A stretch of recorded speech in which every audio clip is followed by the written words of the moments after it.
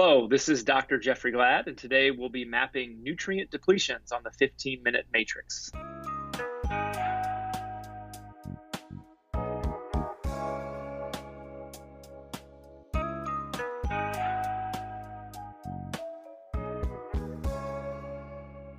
Welcome to the 15-Minute Matrix. I'm Andrea Nakayama, functional medicine nutritionist and your host. This is the podcast that brings you bite-sized insights and lessons on how to use the most important tool in functional medicine and functional nutrition.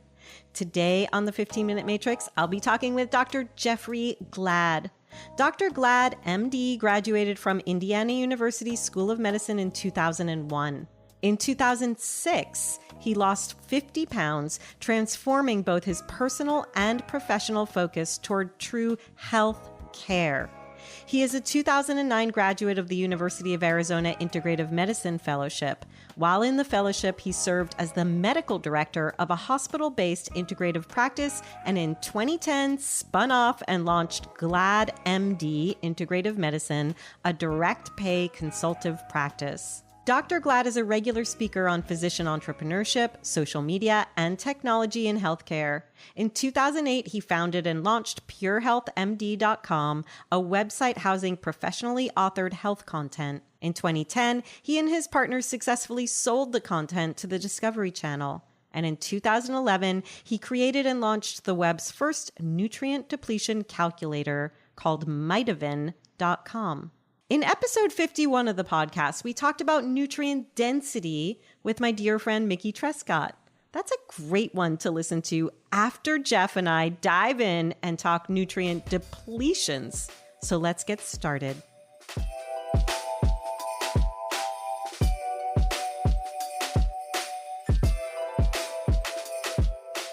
Welcome to the 15-Minute Matrix, Jeff. I'm super excited to have you here. I'm happy to be here. I am thrilled to talk to you about the topic of nutrient depletion because it's really the second tier of my whole three-tier system, deficiency to sufficiency. And there's so many reasons why a patient can be nutrient deficient. So let's start by just defining nutrient deficiency. It's super gray, right? Because Yes. You got are you truly deficient on a blood test, which I think is pretty fully compromised, ill, heavy side effect stuff. But then you've got sort of this suboptimal nutrient status, which is probably, for most of the nutrients that we look at in our practice, is probably just the bottom half of normal. So again, most doctors are sort of checking off and saying, hey, you're normal. Your B12 is 330. Right. But that's 100 points short of being truly deficient, and optimal is probably more like 1,000 to 1,200. We know a lot of the reactions that things like magnesium and B12 and B6 are involved in, but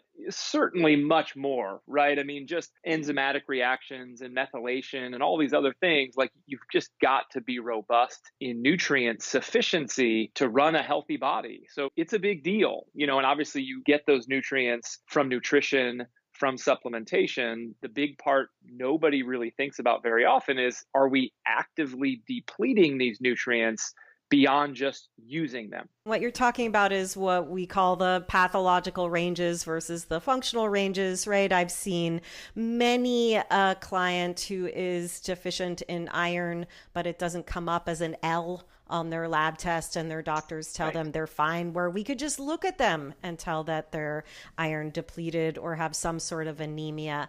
So there's many reasons why a person could be deficient in nutrients, as you noted. If we look at the left side of the matrix, the part I like to think of as the story, are there things that people are coming into the world that might be antecedents? Like if we're the fourth born child, are we more depleted in our essential fats? Are there things like that we might see that we just come into the world with? Good question. I'm not aware of data that speaks to sort of birth order and how that might impact things. I mean, I think the big one in terms of being brought into the world is the microbiome side of things.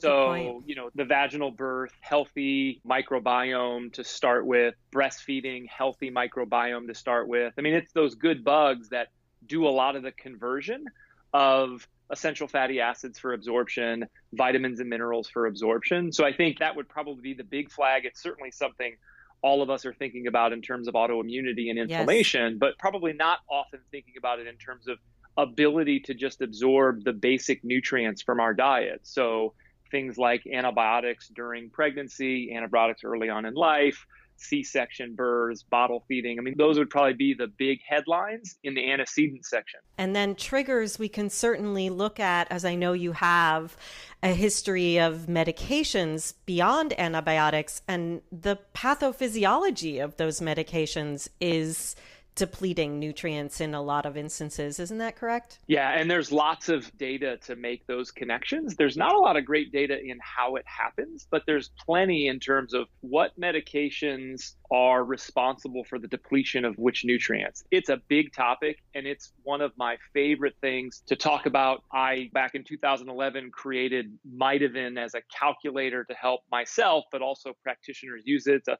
free tool for providers and patients, because if a practitioner sits with a patient and that patient is trying to start and establish a relationship, it's an amazing tool for saying, well, look at this. You've come to me with 5 very concerning symptoms. You're on 6 medications. If we run the calculation here, the data and all the links are there in terms of the references shows us why you may be suffering from most of these symptoms. It may just be nutrient depletion. Let's go into that. Let's talk about that. Let's potentially supplement or eat in a way that builds up those nutrients. And then obviously what we're all motivated to do is let us help you get off of some of these medications and minimize the need for the extra supplementation maybe. And it's amazing how in today's systems, the medication starts being stacked on top of each other to deal with symptoms that may in and of themselves be a nutrient deficiency. I mean, I can think of statin drugs and CoQ10 or metformin and B12.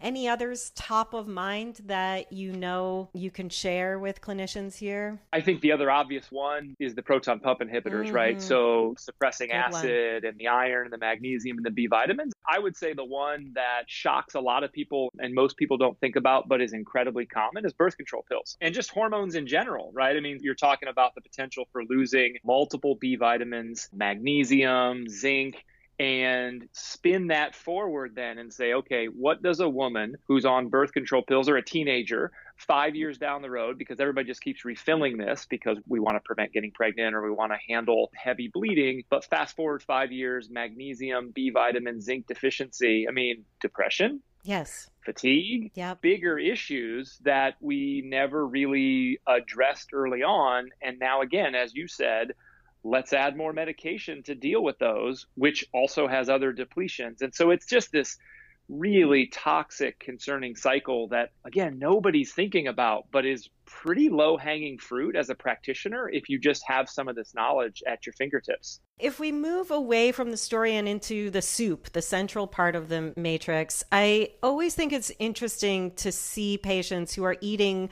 the quote unquote perfect diet, and yet they're still experiencing malabsorption. This, of course, gets us into both the gastrointestinal and the structural integrity nodes. How do you see imbalances in those systems contributing to a patient's nutrient deficiencies? Lots of ways, right? I mean, the whole digestive function is essentially largely about absorbing this piece. And so whether it's the microbiome, whether it's movement and peristalsis through the digestive tract, again, blends in all kinds of inputs, whether it's stress, whether it's poor sleep, whether it's any of these other factors, but certainly, eating it or swallowing it is certainly the starting point to try to get nutrient sufficiency. But then you've got to have that healthy functioning digestive tract to get it where they need to go. I always like to say it's the symbiosis, right? It's not just the food, it's where the food meets the physiology. And if the body can't utilize it, can't break it down, we're not getting to that place of sufficiency.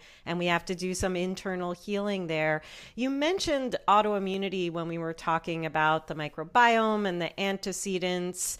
This is a place where the body can get very confused with an immune reaction to nutrients that are coming into the body.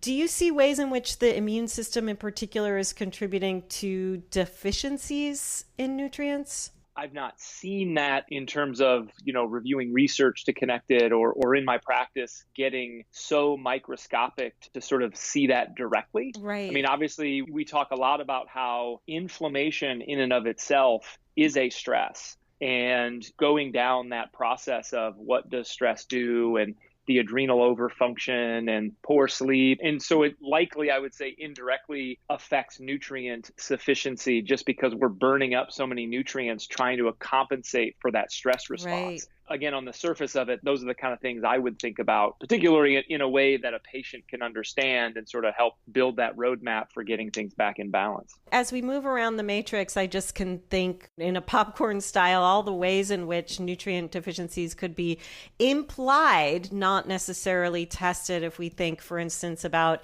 environmental inputs, making the body, like you said, work harder for what it does need to use to detoxify, to manage, and then it's depleting itself because of just regular exposures that might be overwhelming for that individual.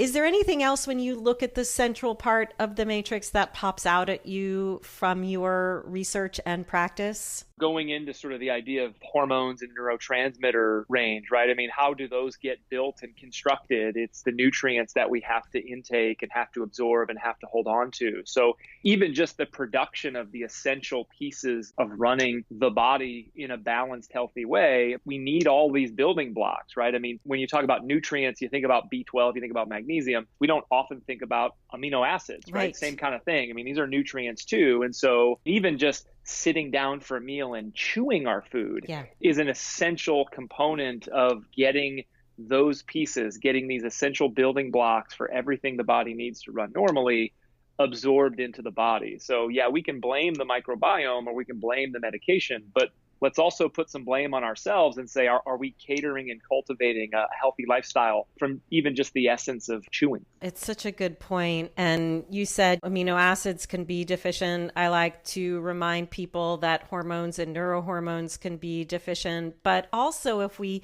head over to that mind, spirit, emotions community sector, there's so many things that can be deficient in the body and impacting our health. And I know you really put an emphasis on the care in healthcare, which I love and applaud and also support. And I see that people could have deficiencies in love, in relationships, in hope, in addition to, like you said, vitamin D, vitamin B12, hydrochloric acid. There's so many ways we experience deficiencies. Do you find that the kind of care you are bringing to your patients starts to crack that open and allow for a different level of healing? It is something that I'm aware of. It's something that I continue to try to facilitate. It's a really tough thing to try to bridge. It's really sort of the beauty of what I call the art of medicine, right? Mm-hmm. How do you introduce this and how do you present it to patients? And this is just an honest statement from my practice, not anything outside of that, but our utilization of a health coach has really allowed that bridge to happen. People are coming to see me because they want the data, they want some of the testing done, they want to know the science. So it's my job to allow that to be the entry point, but then to facilitate the discussion in what I believe are the most important pieces, right? Yeah. Are you exercising and not walking on a treadmill while answering texts? Right. Are you part of community? Are you practicing forgiveness? Are you practicing and strong in a spiritual life? And so it's not always easy for me to do that and spend the time to do that for the patients to walk away and say, well, that the cost of that visit was worthwhile. So to me, the health coach has allowed a very unique and powerful opportunity for it's less expensive at the health coach rate.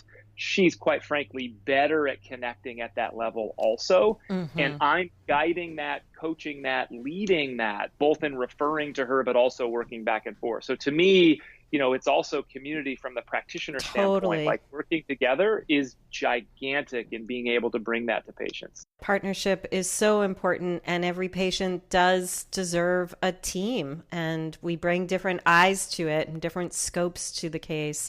And that I do think also addresses deficiencies. So if we go over to what I call the skills section of the matrix, that right-hand side, we talked about eating well and talked about the microbiome and community and making sure the digestive system is functional, can really do what it's supposed to do with food. We also talked a little bit about stress and the reduction of medications when possible. What else do you do to address nutrient deficiencies that you can either tell from the medication or the diet or that you test for? How do you address these? I'm big on trying to minimize the burden of testing, just in terms of doing it, but also, more importantly, the cost of it, right? So we can get 80 pages of data and we can walk through all that. But that was one moment in time. And again, it's a big expense, and talk about stress, we're adding that stress. So I typically start in terms of our practice with just some of the basics, right? Let's get a B12 level, let's get an iron level, and let's use that as sort of a broader brush of absorption, sufficiency. We may go after some of the more specifics based on the medication list, but that would be sort of the formal investigation part of that. But again, like the side effect burden of this, of the repletion, whether it's food or supplements, is pretty darn low. So if you've got someone who has the symptoms that match up with the deficiency or suboptimal level, they're certainly at risk for that. Starting them on that without data is an acceptable thing. Again, knowing the side effect burden is low, the cost of entry is pretty low. Most of these supplements can be gotten at a reasonable price. So we may just trial the beginning of, hey, let's just do this and see where it goes. I love this approach, Jeff. It's really solid and sound and brings us in from what I like to think of as the soil instead of always looking for the root. It's really looking at depletions and non-negotiables as opposed to just searching for this information when there's some obvious things we can do that would really shift the terrain in which those roots exist. So thank you so much, Jeff. Such a treat to talk to you. Oh, it was my pleasure. It was great.